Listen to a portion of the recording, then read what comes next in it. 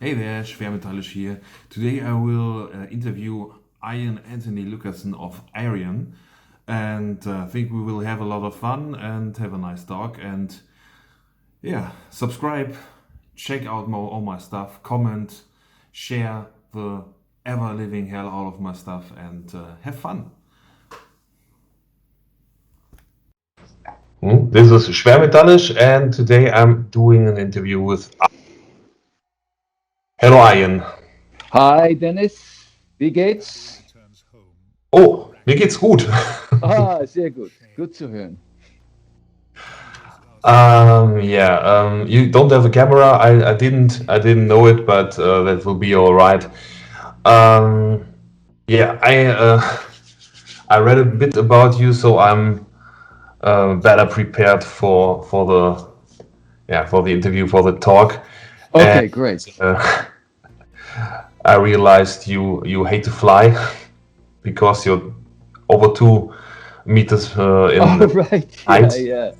Yeah, it always hurts. I never sit, I always walk. Right now I'm walking around through the house. Okay, that explains the camera thing. Right, yes, yeah. No, I hate to sit. It really hurts. I only sit when I eat, and that's like in the morning for half an hour, and then I sit in like this very luxurious electric chair. Not an electric chair, where you die, but electric chair with where you can adjust it, so you're comfortable. So, yeah, and always the rest of the time I stand or I walk. So, yep, lots of back problems. Yeah, okay. You're really tall, so that's just logical. I know, and I've always, how do I say it? I always had the wrong position. I always tried to be smaller than I was, and then I was like all crooked all my life, and now I pay the price. It's too bad. I always when I see pictures of you, I always think of the I don't know how it's called in English. It's from a couple, a comic about elves. Yeah, You probably know what I'm. If Elfenwelt, it means it's in German, yeah. and it's always there's a striking resemblance to those characters, but they are Okay, small. okay. Small elves make no sense, but okay. No. Um, Normally, I always ask more or less the same questions when I interview someone, but Hmm. I'm a fan since 1998. So, Whoa, that's Electric Castle. yes. Cool. Was my first contact with Arjen Yeah. and with Damien Wilson and the overall structures of psychedelic and progressive rock operas. Oh, good. The first band in prog I listened to was Box Beard. I know you like them too. Oh yeah. I remember the first time I heard them. They were still unknown, and I know certain record companies were fighting to get them to sign them, and I loved it. I loved it. It's great songs, and Neil Morris is of course like a great singer, great voice. So yeah, I agree. So normally I always ask what brought you into music, but I think that's one of the questions you have been answering for Oh no, already. Yes. I love talking about music, so it's always a good question. But Yeah. that was well, I was born in 1960, so I grew up in the 60s. So obviously the Beatles were a big influence on me. That's what I grew up listening to. And you talked about psychedelic stuff. Then I found Pink Floyd. I discovered Pink Floyd, and I loved it. The early version with Sid Barrett. Um, and then I heard Black Sabbath, and then I slowly discovered the whole hard rock scene, with Uriah Heep, Led Zeppelin, and Deep Purple, and stuff like that. And And of course, Pink Floyd and Yes and Genesis and all these bands, Emerson, Lake and Palmer, they drew me into the progressive rock. So yeah, my that's basically my roots. Yeah, progressive was kind of late in my life for musical education. I Okay. grew up with Queen, and the first bands that yeah kind of played progressive music were Oh yeah, yeah. you were Deep The Purple. first five albums are Oh, amazing. You know, oh yeah, Queen 2 is probably my favorite album of all time. It's you know, March of the Black Queen and Seven Seas of Rye, and oh my God, I'm getting goosebumps just thinking about it. that is a very special album, and yeah, today people associate Queen with pop music, and that's just plain wrong. They are It's everything. unfortunate. It's unfortunate, but I have to say, you know, after the fifth album, I think it was News of the World. You know, I started losing interest too. I think then you got jazz and you got I don't know, hot space, and oh, I lost my interest in Queen. For me, it's like with Iron Maiden. Every album has one to three really good bangers, Hmm. and yeah, that's the reason I buy this stuff. Well, I think Number of the Beast was good from beginning to end. That was like amazing. I was already a Bruce Dickinson fan when he was in Samson, you know, before Iron Bruce. Maiden, and when he joined Iron Maiden, it was like, oh yes, that is the right combination. And then of course Number of the Beast came out, and it was amazing. And then you got Peace of Mind after that, which was almost as good. And after that, it was for me. It was I started discovering other music, I guess. But those two albums are yeah, they're amazing. It was with Into the Electric Castle. The whole thing was very confusing at that time for me because every music style I ever heard of was compressed into this piece of music, and it was really something different for me. And then there was my favorite song of the album is the Rainbow Bridge. Okay, cool, cool. That's really it's proggy, but it's really heavy, and that's my handy talking with me. Okay.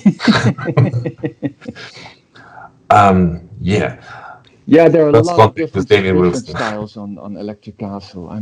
I'm still amazed that it was so successful, you know, because who would love all these different styles? That's what I was thinking when I made the first Ayreon, you know. People are gonna hate this. I mean, throwing all these different styles in on one album. But yeah, luckily it worked. So you probably wrote a million songs to date. Is there a favorite song for you wrote?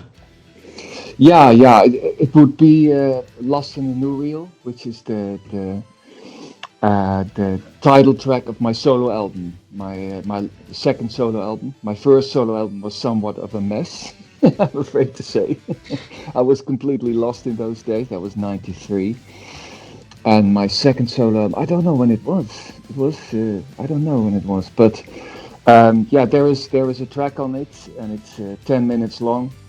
It's called Lost in a New Reel, and that's that track is like 100% me. It's got many different styles, and I don't know if you're familiar with the Beatles. They had an album called Abbey Road, and side B was like basically all these little parts that they just glued together, and I love that, you know, and I think Lost in the New Reel, that track is. Um, it's a bit similar. I wouldn't say it has the quality of Abbey Road, you know, of course not. But yeah, well, every time I hear that track, I'm like, oh yeah, yeah, that's 100% me. And I think Where Ayreon is concerned, I think the day that the world breaks down from the album The Source, it's just it's a little bit the same. That's also an album that, sorry, a song that has all the different styles that I like, and all the different singers and stuff like that. So I would say those two songs. Yeah, that was a fucking brilliant video too, because it was showcasing all the talent Right, involved, yeah. and showcasing your kind of dry humor with the comments everywhere, and graphics and singers and everyone. And if you want to impress someone, Right, with, that's it. something, Yeah. I had a plan there, from the beginning. I usually don't have that. Because I had a plan, so everyone who came in the studio, I filmed them who did that song, and it was like, okay, this is going to be the first song on the album. I want all the singers in it, and I want all the styles in it, and yeah, I really had a plan with that song, and it really. If people ask me what's Ayreon about, then that's the video that I would send them. I heard the list of musicians you want to work with is endless. Did it shrink in the last years, or is there no chance of that? Well, it shrinks because people are dying, unfortunately.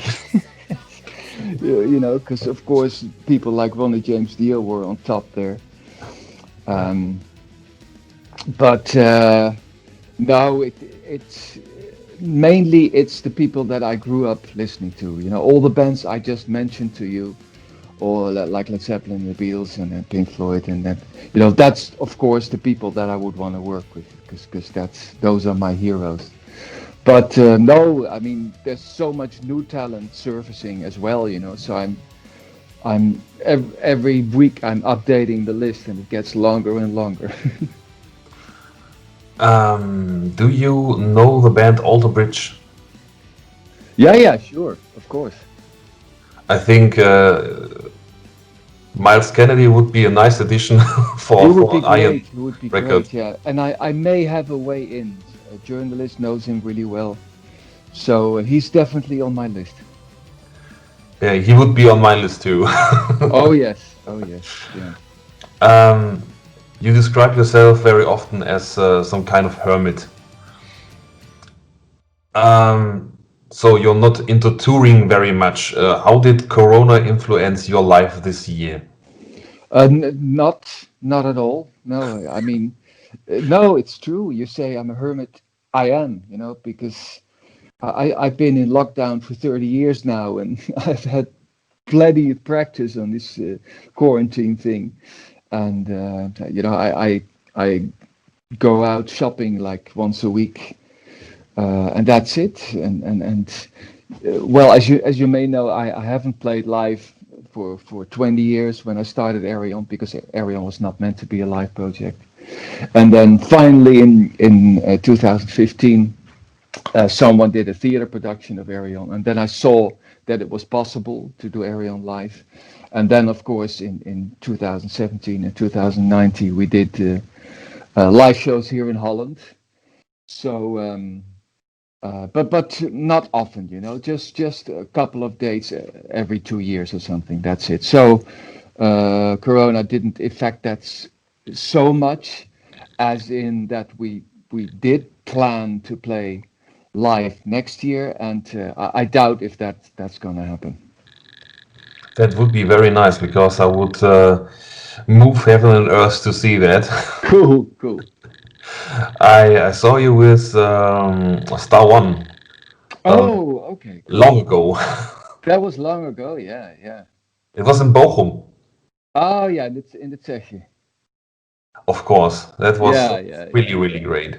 Cool. Yeah, I played there in the 80s too. I think in 84, 85 or something. So yeah, I played there loads of times. Loved it. I always get the feeling there are musicians you like to use quite regularly, like Damien Wilson, for instance. Is Tommy Karavik the new Damien Wilson? Well, of course, they're two very different people and very different singers, but I know what you mean, of course. Um, I think I've worked a lot of times with Tommy now. I think I'll give him some rest for the next album. So, but yeah, there are definitely people that fit well, so well together with Arion, and also people that I like very much. That I have a personal bond with, and that's always very important for me. I noticed Tommy and Damien both have yeah, very delicate voices. They can sing. Right, yeah. Well, very emotional and very great technique, and they're both very emotional people. They're very, very deep and um, very versatile singers as well. Yeah, they can create very, very much emotional impact with very little effort. Right, right. Yeah. That's great. I just listened and reviewed your new record, and Transitus. At the beginning was a bit more complex for me to get into. Sure, I understand. But I had to listen to it from beginning to end 2 times in a row, and yeah, as my brain began to melt, I got into it. And where did you find Cami Gilbert? She's fantastic. I agree. And I think at first it was a journalist who told me that they interviewed this band called Oceans of Slumber, and they were huge Arion fans. And I was like, oh, that's cool. And then coincidentally, I heard them on a cover mount CD, which is a CD a compilation CD that comes with a magazine. And there was a cover on it, and I think it was Wider Shaded Pale. And I was like, oh, this is a great singer. And I looked it up, and it was Ocean Slumber. And I was like, hey, wait, I know that band. Someone told me about them. And then I went on the internet, and I saw it and heard it. And I was like, oh, my God, I have to work with this singer. She's amazing. Yeah, I agree. And I also think this is maybe one of the greatest stories you ever told. Whoa, thanks. I'm very insecure about it at the moment, but I usually am when I release something new. But um, I'm quite insecure about it, because I think I'm more a musician than a storyteller. So um, I'm always quite confident about the music, but about the story and the lyrics, it's always like, oh my God, I hope it's okay. I But so ra- that's good to hear. I rather have the feeling that the differences between a storyteller, a narrator, and a musician is, in your case, not you cannot break it in two. It's one and the same. That's true. That's true. Yeah, I think that's because the music inspires me to come up with the story. That's how it usually happens. Because when I started, I really had no idea what it's going to be about, or I don't even know what project it's going to be. But Transitus was a bit different. I already knew I wanted to make a ghost story, and I wanted to have it set in the 19th century. So I already knew a little bit more. But then the story always grows while I'm writing, and also while I'm finding singers, because I did not have like a black servant girl in my story. It was just because I had Kenny that I wrote this character for the story. So I often work the other way around, and just base characters on singers instead of the other way around. Yeah, that's maybe a bit more logical way of approaching it. I have no idea if it's logical. I don't know if anyone else works this way. You have to allow yourself to keep changing and to keep adapting, and it's hard sometimes, because Simone in mind for that part, and she was perfect for that part. And then suddenly, oh no, Cammy would even be more perfect. And then it's like, okay, but then I need to find a part for Simone. That's how it works.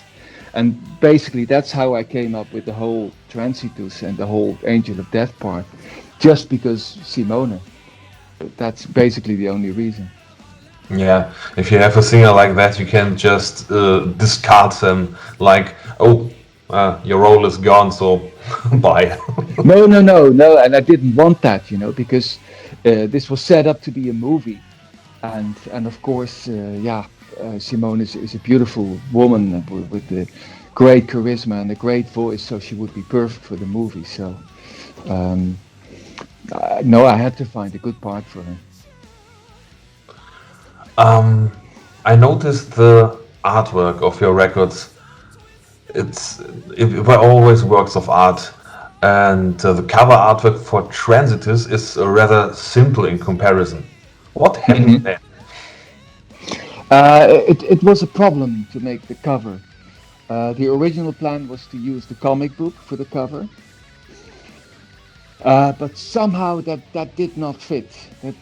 I wanted the comic book to be separate from the album somehow. So then we started making logos for Transitus, and I had lots of different logos and lots of different ideas for the cover art. And then at some point we wanted to do the comic separate panels of the comic book as the front cover, but that didn't work at all. So it was really, it wasn't easy to make the cover. I think at some point I decided I wanted to build it around the logo, and the fire. I thought that was the most important thing, and make it a bit spacey. Yeah, you always worked, or you often worked with battle. Right, yeah, and I didn't think, because this was going to be a movie, I didn't think Battles was going to fit with this style. He's more of a fantasy painter and not really a painter who would do a Victorian age gothic kind of a ghost story cover. But he's great. Oh yes, yeah, he's amazing, and of course I'll keep working with him, but the project has to fit. Like the source didn't fit his style either. So and basically I think 01 didn't fit his style either. I think that's one of the lesser paintings he made for Ayreon. It was just okay. It's an Ayreon, so I want Jeff Battles, but really it did not fit the story. I have a question about one of your older records. It's the theory of everything. Sure. How did you get into the idea of getting JB Christofferson from Grand Magus? I heard a song called I don't know what it is. I forget everything. What's the other band called that he sings in, the stoner rock band? Spiritual Beggars. Yeah, I heard No One Heard. That's it. I heard the track No One Heard of Spiritual Beggars, because I was in Inside Out, the same record label, and they gave me the album, and I totally loved his voice on that song. And so I had him in mind already a long time to work with him, but he never wanted to do it. He was a bit afraid to do it. He said, it's not my style of music, and I'm not sure if I can do it. Then the theory of everything. Basically, I never told anyone before. I think you're the first one I tell this. That part was for Jeff Tate of Queensryche. And at the very last moment, I think it was a month before the release, that didn't work out for various reasons, which I won't go into. And then I thought I had to find someone else. And then I came back to JB, and I had to convince him to do it. He was quite insecure about it. He wasn't sure if he wanted to do it. But in the end, he came to my studio, and it's a weird combination. He's like a power metal singer, more in the Manowar kind of style. singing on a prog album, and I love that. I love taking people out of their comfort zone and putting them in a completely different situation. Yeah, it was really great. I'm a big fan of his for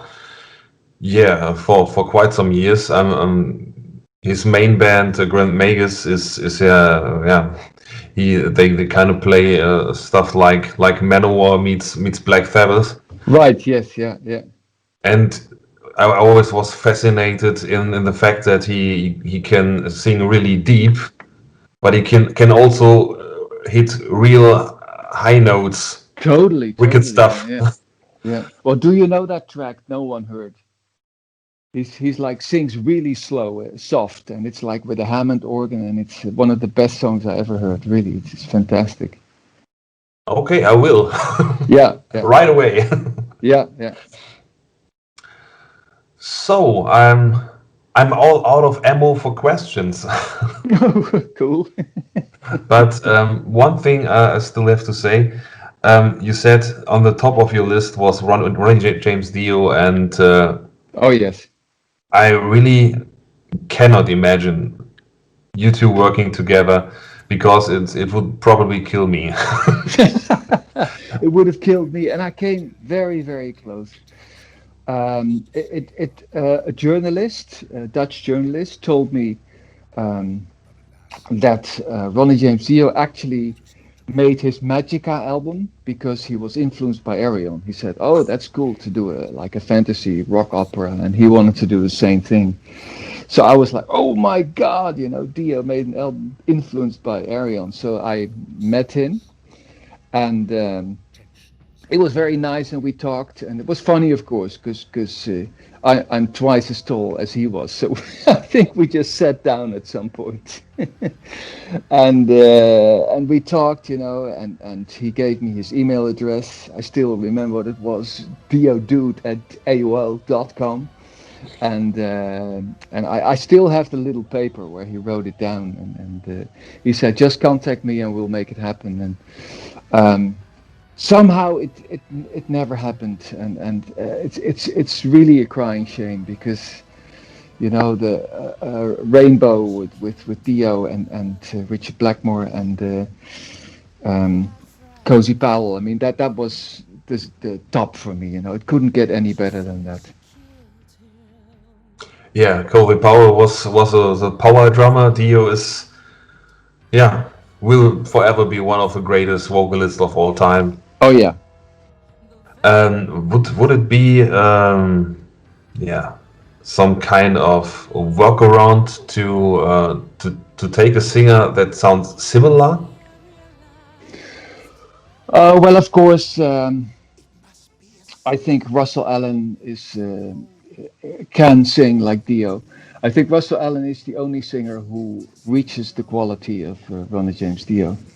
And of course, Jorn Lande, those two singers, Russell Allen and Jorn Lande, I think they are up there with Dio. No, Dio is still higher up, but they are definitely close, those two singers. Yeah, I saw Russell Allen live with Symphony X a few years ago, but I like him more with Arjen stuff than with Symphony X, because Symphony X they write great songs, no question, but there's almost no emotional impact from me. Yeah, there's a little bit more feeling, and there's a bit more dynamics in what I do, and those are Russell's roots. His roots are Led Zeppelin and all those kind of bands, and even Simon and Garfunkel, and he's really good. I had him in my studio a couple of times, and his voice can just keep on going, just like Dio. I never heard Dio sing bad, or I never heard him sing out of tune, and it's the same with Russell. Yeah, he worked in quite some projects too, huh? Definitely, yes. Yeah. So, Yeah, I'm really out of ammo, and Okay, cool. it was really fantastic talking to you. Let me get the phone. Wait a minute. I can put on my little camera here, and we can just at least say hi. Oh, Hi, hi. Dennis. Hi. Hey, I see my favorite Whitesnake album there. Come and get it. I had to decorate a bit because this is more or less the sleeping room for guests. Okay, okay. I have no own Yeah. house or something like that. It's just a Okay. flat with my girlfriend. Right. But I will get my own man cave under the roof Okay, cool. next year maybe, Yeah. and that will be cool. I hope. Cool. Yeah, it has Child of Babylon, right? Come and get it. The Yeah. yeah, it's one. That's the best Whitesnake song for me ever. I'm a child of Babylon. Doo-doo-doo. Great stuff. I was always into the ballads, Okay, yeah. the heart wrenching ballads. Um, And yeah, I can't think of one at the moment. Ain't no love in the heart of the city. Yeah, for instance, Yeah. Soldier of Fortune. Well, that's Deep Purple, of course, but Is This close Love? enough. Oh yeah. Okay. Uh, Okay. Yeah. All the really low singing. Right. That's why I like Coverdale. You know, when he puts on this low voice. So yeah. The Ronnie James Dio kind of breathing into the microphone. Oh yeah. A lot of breathing there with Coverdale. You always hear this, yeah. Yeah, I think maybe that is kind of sexy for a girl. I don't know. I don't know either. I will Okay. have to ask my girlfriend. Yeah, maybe. Is this Breathe sexy? for her. Okay, Dennis, I have my next interview in 5 minutes. Okay, so it was a pleasure meeting you, Yeah, and cool, man. Cool. yeah, have a nice day. Yeah, same to you. And now I'm going to Google that song from Spiritual Beggars. Yeah, no one heard. I think it's, I don't know what the album was called, Demons or something with, I'm not You'll sure find now. it. No one heard. Yeah, it's like, whoa, his voice there. It's like, yeah, listen to it. Let me know what you think. I will. Okay. Okay, Dennis. Bye, See you man. later. Bye. Bye.